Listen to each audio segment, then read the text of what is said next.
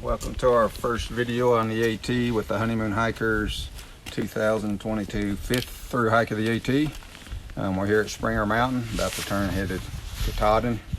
This site's pretty important to us. As you see, here's the rock, the plaque, and the signs right down here below us. In 2010, March 27th, we started here on our first through hike. September 17th of 2011, we were married right here. In 2012, March 17th, we started our second through hike. And then October 17th of 2015, we finished our third through hike. So this area right here has meant a lot to us. We'll see you on down the trail.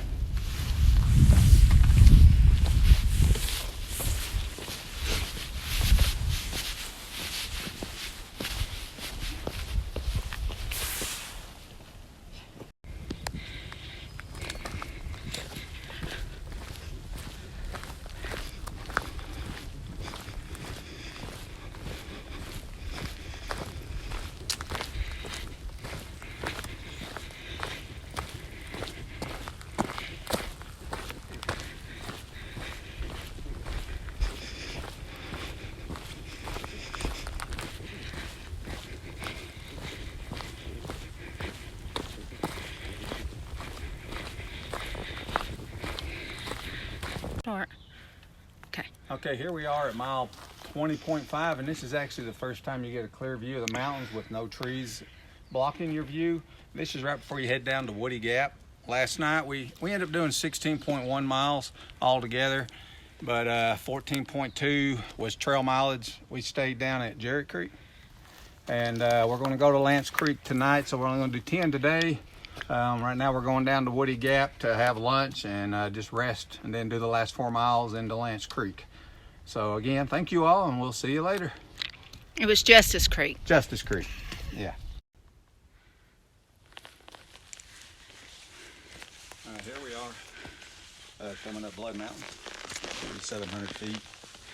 We made it up to the shelter. This is our third day, about a mile and a half down to Neal's Gap. As you can see, this old shelter, probably one of the oldest on the trail, but the reason it's called Blood Mountain is because the Cherokee and the Croy had a battle up here, and there was so much bloodshed that the mountain looked like blood, so they named it Blood Mountain. There's usually a view right up on top of these rocks. You can go up on this side, but it's socked in with fog, so there's really nothing to show, but we'll show you the inside of this old shelter. The bears are very notorious here.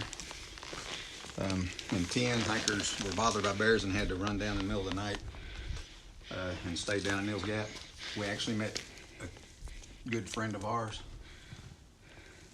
at here in this shelter. We come in late in the evening, and her nephew was laid out here, and we told them we was going on down to Neal's Gap, so they packed up and we went down and shared a cabin and then hiked to Bland with her.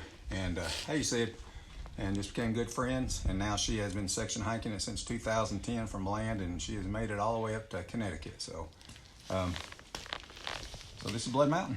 So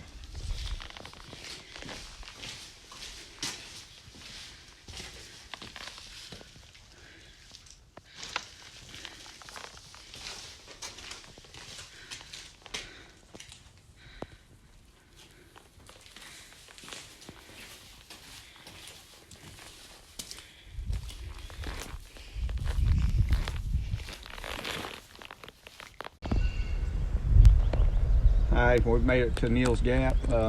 This is the Wallace Center, I think it's what it's called. This is a very historical part of the AT here.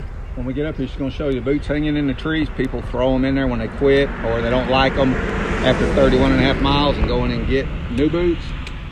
Here they'll do a shakedown of your pack. They'll take you in a little room, spread everything out, and then they'll say this is what you don't need, this is what you need, and then hint hint, there's something here in the store that might help you out. So they make a lot of money on the trade-off, and they'll help hikers get 5 to 10 pounds off their back. So they really appreciate that. And one story, we had a friend in 10 that we met. He was sitting down here, not through hiking yet. A boy come down, threw his pack off, said anybody can have it. He picked it up, started hiking, made it all the way to Maine. He started real cheap because everything in his pack was free. So yeah, this is a cool place, and now I'm just going to let her video and show you what this is all about real quick.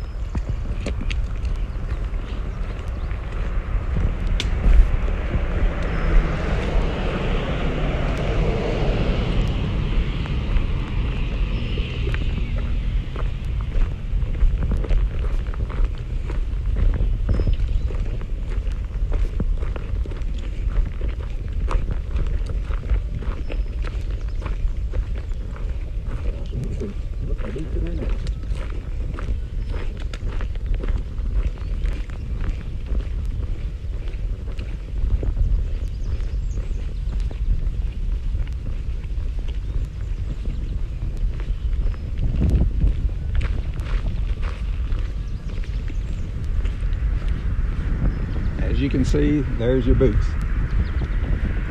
And the AT goes right through that archway and straight up that mountain.